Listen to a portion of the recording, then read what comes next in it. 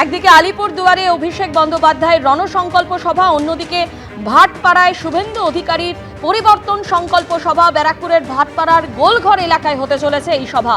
৪৫ দিনের মধ্যে ১৭,০০০ সভা লক্ষ্যমাত্রা রেখেছে বিজেপি। গতকালই আমরা দেখেছিলাম মালদার চাচলে শুভেন্দু অধিকারীর পরিবর্তন সংকল্প সভা, আর গতকালের পর আজ ভাটপাড়ায় শুভেন্দু অধিকারীর পরিবর্তন সংকল্প সভা। ব্যারাকপুরের ভাটপাড়ার গোলঘর এলাকায় হতে চলেছে এই সভা। ২০২৬-এর বিধানসভা নির্বাচনের আগে প্রচারের ঝাঁজ বাড়াচ্ছে বিজেপি।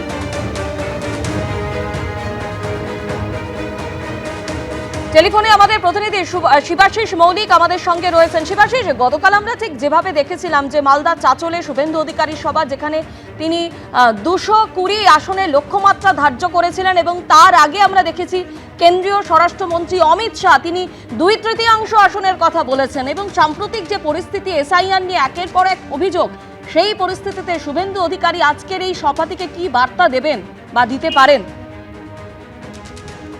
দেখো, শুরুতেই তোমায় বলে রাখি যে আজকে শুভেন্দু অধিকারীর যে সভা, সেই সভার নাম দেওয়া হয়েছে পরিবর্তন সংকল্প সভা। এবং সার্বিকভাবে বঙ্গ বিজেপির তরফে ২০২৬ সাল যেহেতু করে গিয়েছে, কয়েক মাস পরেই বিধানসভা নির্বাচন, এর মধ্যে আবার মাধ্যমিক পরীক্ষার কারণে প্রচার কয়েকদিন বন্ধ থাকবে, তাই রাজনৈতিক দলগুলি তারা প্রচার শুরু করে দিয়েছে। এবং বিজেপির ক্ষেত্রেও ৪৫ দিন সময়ের মধ্যে ১৭,০০০ সভা করার একটা লক্ষ্যমাত্রা নেওয়া হয়েছে, যাতে পথসভা রয়েছে, জনসভা রয়েছে। এবং জনসভার ক্ষেত্রে অন্যতম প্রধান বক্তা হিসেবে কিন্তু শুভেন্দু অধিকারীকে ব্যবহার করা হচ্ছে। তিনি প্রতিদিনই কোথাও না কোথাও সভা করছেন। আজকের সভার জন্য দেখতে নেওয়া হচ্ছে ব্যারাকপুরে ভাটপাড়ার গোলঘর মাঠ, এবং সেই গোলঘরের মাঠে আজকে সভা করছেন রাজ্যের বিরোধী দলনেতা। সার্বিকভাবে রাজ্য সরকারের বিরুদ্ধে বিভিন্ন যে অভিযোগ বিভিন্ন সময় রাজ্যের প্রধান বিরোধী দল তুলে ধরেছে, আজ আরো একবার সেই অভিযোগগুলি তুলে ধরবেন রাজ্যের বিরোধী দলনেতা। তার মধ্যে বেশ কিছু দুর্নীতির অভিযোগ রয়েছে, বিভিন্নভাবে স্বজন পোষণের অভিযোগ রয়েছে। এই অভিযোগগুলি যেমন তুলে ধরেন, পাশাপাশি ব্যারাকপুর শিল্পাঞ্চলে যে নিজস্ব কিছু সমস্যা রয়েছে, সেই সমস্যা নিয়ে কিন্তু আক্রমণ সাজাতে পারেন শুভেন্দু অধিকারী, এমনটাই মনে করা হচ্ছে। শিবাশিস, তুমি আমাদের সঙ্গে থাকো। ভাটপাড়ায় শুভেন্দু অধিকারীর পরিবর্তন সংকল্প সভা, যে সভার কিছুক্ষণের মধ্যেই শুরু হবে, ব্যারাকপুরের ভাটপাড়ার গোলঘর এলাকায় হতে চলেছে এই সভা। অন্যদিকে আজ আলিপুরদুয়ারের অভিষেক বন্দ্যোপাধ্যায়ের রণসংকল্প সভা, সেই সভারও ছবি পাশাপাশি আপনাদের সামনে তুলে ধরছে।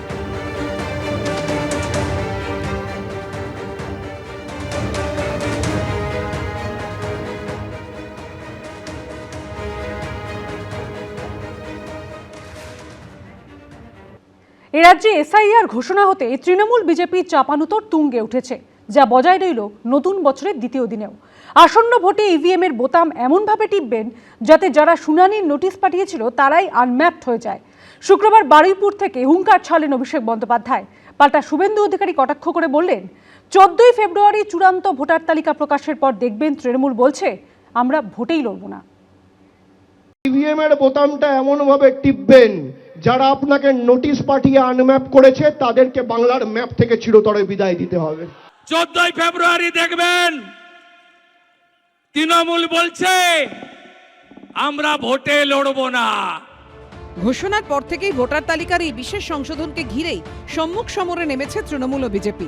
একদিকে পশ্চিমবঙ্গের ভোটার তালিকা থেকে বাংলাদেশি অনুপ্রবেশকারী ও রোহিঙ্গাদের বাদ দেওয়ার দাবিতে এসআইআর এর পক্ষে সুর চড়াচ্ছে বিজেপি। অন্যদিকে বিজেপির অঙ্গুলি হেলনে ভোটার তালিকায় চুরি করার অভিযোগ এনে পাল্টা আক্রমণের পথে হেঁটেছে তৃণমূল। এসআইআর এর কারণে যারা মারা গেছেন তাদের দায় কার? অপরিকল্পিত এসআইআর এর কারণে যারা আত্মহত্যা করছেন তাদের মৃত্যুর দায় কার? আজকেও একজন ভদ্রমহিলা বর্ধমান দক্ষিণে ফুলমালা দেবী বলে একজন রয়েছে, যিনি মারা গেছেন।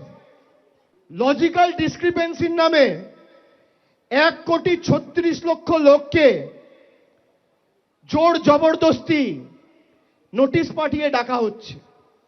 আরে বিজেপির যদি শত্রুতা থাকে আপনি নোটিশ পাঠিয়ে আমাকে ডাকবেন, আপনি সাধারণ মানুষকে নোটিশ পাঠাচ্ছেন কোন সাহসে? ইভিএম এর বোতামটা এমনভাবে টিপবেন যারা আপনাকে নোটিশ পাঠিয়ে আনম্যাপ করেছে তাদেরকে বাংলার ম্যাপ থেকে চিরতরে বিদায় দিতে হবে। এবারে বিজেপিকে কেউ রুখতে পারবে না।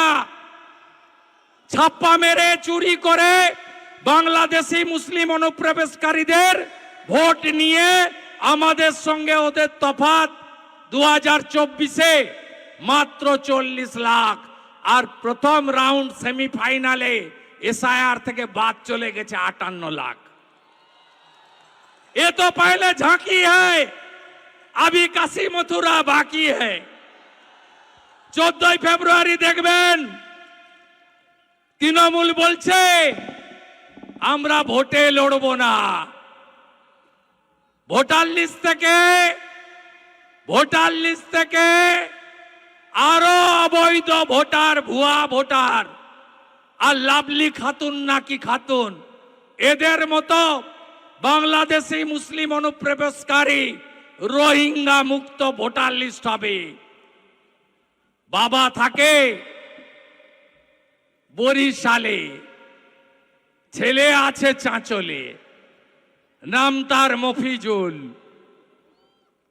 সে আরেকটা বাবা পাতিয়ে ফেলেছে। কালিয়াগঞ্জ হেমতাবাদের ভোটার লিস্ট খুঁজে আরেকটা বাবা ধরে ফেলেছে সিরাজুল, কারণ নাম থাকবে না বন্ধু। বছর শেষে গত 31শে ডিসেম্বর দিল্লিতে দেশের মুখ্য নির্বাচন কমিশনার জ্ঞানেশ কুমারের সঙ্গে দেখা করে তৃণমূলের 10 জন সাংসদের প্রতিনিধি দল। সেই দলের নেতৃত্বেও ছিলেন অভিষেক বন্দ্যোপাধ্যায়। মুখ্য নির্বাচন কমিশনার সেদিন আঙুল উঁচিয়ে কথা বলেছিলেন বলে দাবি করেছিলেন তৃণমূলের সর্বভারতীয় সাধারণ সম্পাদক। এদিন বারুইপুরের সভা থেকে ফের সেই প্রসঙ্গ তুলে কার্যত হুঁশিয়ারি দিয়েছেন অভিষেক বন্দ্যোপাধ্যায়। আরে আমরা যতদিন আছি একটা মানুষের মৌলিক অধিকার আমরা যেতে দেবো না। দিল্লি আগামী দিন তৃণমূল যাবে, বিজেপির দালালরা তৈরি থাকো, ভ্যানিশ কুমার তৈরি থাকো, তৃণমূল দিল্লিতে যাবে। পাটুলি থেকে আসার সময়, পাটুলি থেকে শুরু করে এই ময়দান অবধি প্রায় 20-22 কিলোমিটার রাস্তা, সোনারপুর হয়ে এলাম। রাস্তার দুধারে যা লোক ছিল, 1/3 লোক যদি দিল্লিতে যায়, জ্ঞানেশ কুমার অমিত শাহ বানের জলে ভেসে যাবে, চোখে দেখা যাবে না। অভিষেক ব্যানার্জি কোন হরিদাস পাল যে ওকে সব কাগজ দেখাতে হবে? ইলেকশন কমিশন কি ওর আন্ডারে কাজ করে? ওর পার্টির কার্যকর্তা যে ও গিয়ে আদেশ দেয়? অতএব পরিষ্কার বলতে চাই, ইলেকশন কমিশন যা কাজ করছে আদালতের নির্দেশে এবং তার নিজস্ব ক্ষমতা বলে। কতবার তো আদালতে গেল এসআইআর আটকানোর জন্য, পারল না তো একবারও। সব মিলিয়ে এসআইআর নিয়ে শাসক বিরোধী তরজা তুঙ্গে উঠেছে। ঐশী মুখোপাধ্যায়, সোমনাথ মিত্র, অভিজিৎ চৌধুরীর report, ABP Ananda.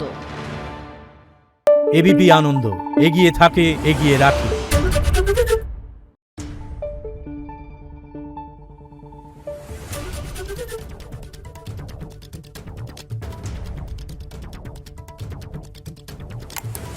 Thank you.